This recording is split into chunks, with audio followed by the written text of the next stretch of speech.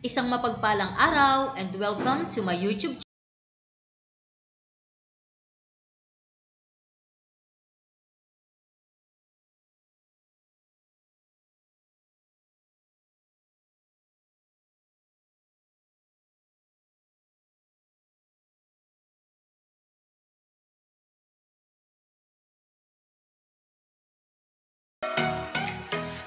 For today's video ay ituturo ko sa inyo kung paano ba i-activate ang SIM card na nanggaling sa DepEd. So, ano pang hinihintay nyo? Let's go! Una po natin gagawin mga kasama, punta po tayo sa Play Store ng ating cellphone. And sa Play Store, search po natin yung GigaLife. Yan po yung green yung logo, yan po yung hinahanap natin. Select po natin yan, GigaLife. And of course, install po natin ito sa ating cellphone. So, click install.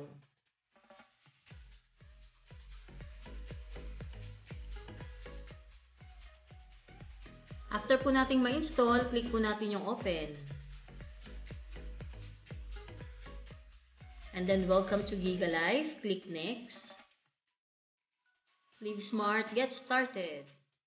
Meron pong nakalagay dito, for your first login, make sure your mobile data is turned on and your Wi-Fi is switched off. This will ensure we automatically recognize your number. So, kailangan po natin gawin yan. But for now, click po natin yung continue. Get started and then katulad po ng instruction kanina, kailangan po muna natin i-switch off yung ating Wi-Fi connection and i-turn on po natin yung ating mobile data connection para automatically ma-recognize ng smart yung ating number. So, switch off and then turned on. And then proceed po tayo. I-type in po natin yung number ng SIM card na binigay po sa atin ng DepEd. After po nating ma-type in yung correct mobile number ng SIM card na provide po sa atin ng DepEd, click na po natin yung check. And then, click po natin yung sign up. By this time, magkikreate po tayo ng password ng ating mobile number. So, katulad po ng ibang mga passwords, it should be between 8 to 20 characters, at least one capital letter, at least one lowercase letter, at least one number from 0 to 9. And then, hindi po natin pwedeng gamitin yung mga in-specify na characters po doon and kailangan po walang spaces. At kapag okay na po tayo sa ating password, click po natin yung check. And then after nyan, i-click po natin ay yung sign up.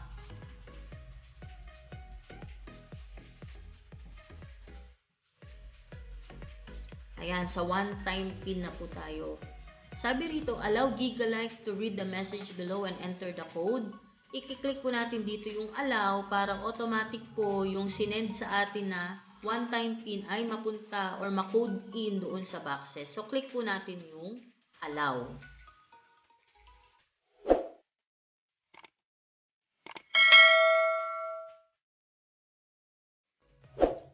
At saka, yung SIM card po mismo na nanggaling sa DepEd ay naka-insert po mismo dito sa cellphone na ginagamit ko. Kaya, nag-message po ng ganyan ang GigaLife. What if sa ibang cellphone naka-insert yung SIM card? Mag-text po yan doon sa cellphone number na yon at yun po ang yung one-time PIN po na ipapadala niya, yun po yung i-code natin. Kumbaga parang naniniguro lang po yung smart na nasa atin po talaga yung SIM card.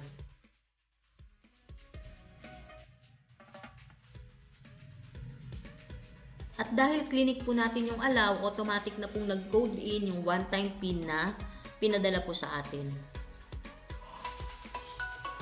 Now, dito na po tayo sa Terms and Conditions and Privacy Policy. After po nating mabasa yung Terms and Conditions, click po natin yung I accept GigaLife Apps Terms and Conditions, tsaka yung sa pangalawa, I accept the Privacy Policy.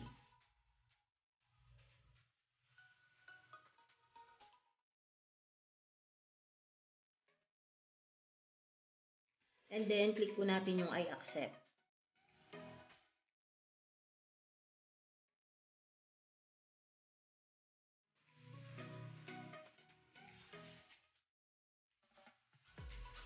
And madadirect tayo dito sa screen. Makikita po natin dito, we have DepEd 349. Ito po yung sinubscribe ng DepEd sa Smart para sa ating mga guro. By this time, explore po natin ang ating Smart prepaid. So, click po natin ang check usage. Okay, dito po makikita nyo kung magkano ang load. Nakalagay din po dito yung subscription. So, tayo po yung nakasubscribe sa DepEd 349. Ito po yung subscription ng DepEd sa Smart. Makikita nyo rin po dito yung details like Study Anywhere. Meron tayong 1.02 GB. Ibig sabihin, meron tayong 1 gig everyday na magagamit. And then, meron tayong shareable data na 4.10 GB. So, meron tayong 4 gig na maaari nating i-share sa iba pa nating mga numbers like talk and text or other smart numbers. And then, meron tayong 100 MB free data from GigaLife. Naka-indicate din po dito yung ating mga recent transactions. So, ayan po. Congratulations. Ang inyong SIM card from DepEd ay activated na. Meron po tayong guidelines on the delivery, distribution, and registration of SIM cards for the provision of connectivity load. At yan po ay stipulated sa Office of the Undersecretary for Administration Memorandum number 00-0721-0015 at nakalagay po sa number 5 na the supply officers and school property custodians shall register all the SIM cards through depedconnect.com.ph. All SIM cards will be activated with an initial 34 GB load on the 30th of June 2021, which will be usable for 1 year. SIM cards which are not registered on the website will not be loaded for the second month.